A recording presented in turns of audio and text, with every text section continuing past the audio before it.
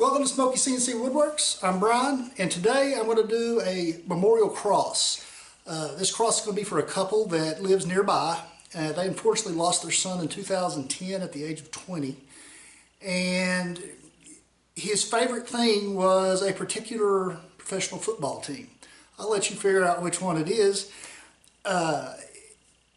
It's something that the dad is wanting to do for the mom because it's her birthday coming up and she's always had something that stays out in the yard. And so he just contacted me, told me to design something best I could and see what we come up with. So here we go.